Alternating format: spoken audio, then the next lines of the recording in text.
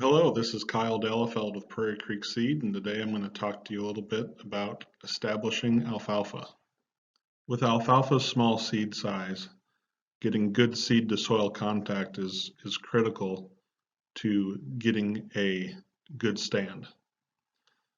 To get good seed to soil contact, we recommend either using a quality no-till drill, where the drill will produce a good seed bed, and there will be press wheels to make sure that there's good contact with the soil. If you're not using a no-till drill, we recommend doing tillage, followed by either broadcast or using a Brilliant seeder, and making sure that we use a roller or cultipacker to press that seed into the soil. There are several pieces of equipment that can be used to get a good alfalfa stand. Most commonly, what we see is a drill. Drills are great for getting an alfalfa stand, and they're really exceptional in mixed species seeding. They generally have more than one seed box, so you can separate your light fluffy seed from your small and dense seed. Another option would be a Brilliant seeder, which is like a seed box with a roller. So generally, a Brilliant seeder on its own will not provide enough rolling action to get an ideal seed bed, and we do see benefit from using a cultipacker or a roller after using a Brilliant seeder.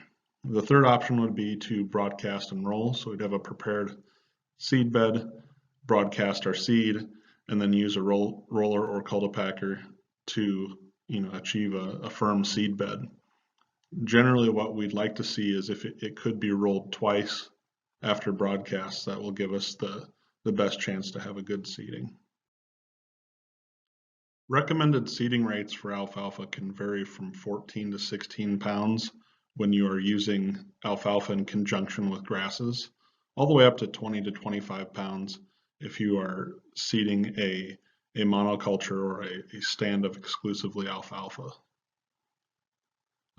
Some of the things that may alter your seeding rate would be, are you using grasses? If you are using grasses, we would want to back off the seeding rate to the lower end of that range to make room for the grass seedlings. Have you had success with 15 pounds in the past? If that's the case, then I wouldn't recommend seeding anymore, because it may not be financially viable if you're already getting a good stand with a lower seeding rate. Are you struggling to get a good stand? If you've planted 18 to 20 pounds in the past and had a below average stand, but have used 25 pounds recently and that's been a good rate for you, I would stick to what is working well for you. Alfalfa seed generally comes either with a coating or pre-inoculated. There's been a lot of debate lately which is a better option, whether it's better to get coated seed or better to get pre-inoculated seed because you would get more seed. And I'll go through a few of the pros and cons of each. Some of the pros of coated seed is you generally get better germination. The seed carries a higher rate of inoculant, and it is generally lower cost per pound and per acre. With coated seed, you're still planting the same amount of seed that you would with pre-inoculated seed. You just get a higher germination percentage. So you generally get similar seedlings per square foot. Some of the cons is you do get fewer seeds per pound with coated seed compared to pre-inoculated seed. Pre-inoculated seed, some of the pros are you do get more seeds per pound than with coated seed. And some of the cons are that the seed and inoculant mix, there's a lower rate of inoculant in pre-inoculated seed compared to coated seed. Pre-inoculated seed will also be more sensitive to adverse environmental conditions, whether that's low moisture or a light rain followed by a dry period. One other con to pre-inoculated seed, it is generally more expensive per pound. We talked a little bit about grass in with your alfalfa, and there are many people that choose to grow grass with their alfalfa, and many people that also choose to grow alfalfa as a single species.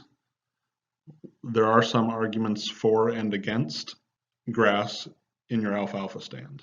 Some of the benefits or pros that we can talk about is there's generally higher yield with a grass alfalfa mix than there is with straight alfalfa. The fiber in the feed product will be a better quality and a more digestible fiber.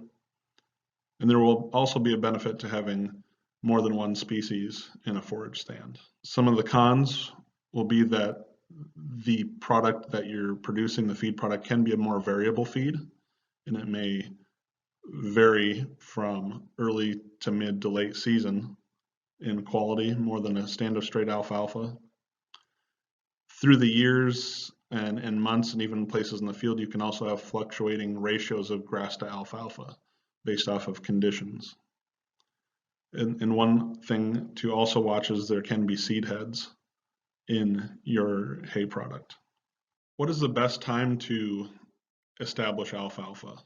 Generally in the upper and central Midwest, we're generally looking at April 1st to May 31st being the ideal window for the spring, and August 1st to September 10th in the fall to establish your alfalfa. There are years where conditions earlier than March 1st or earlier than August 1st may be acceptable. Summer seedings are possible. There will be more opportunity for warm season weed escapes and seedling disease pressure. Thank you for watching, and please comment below, email, or call us with any questions that you may have.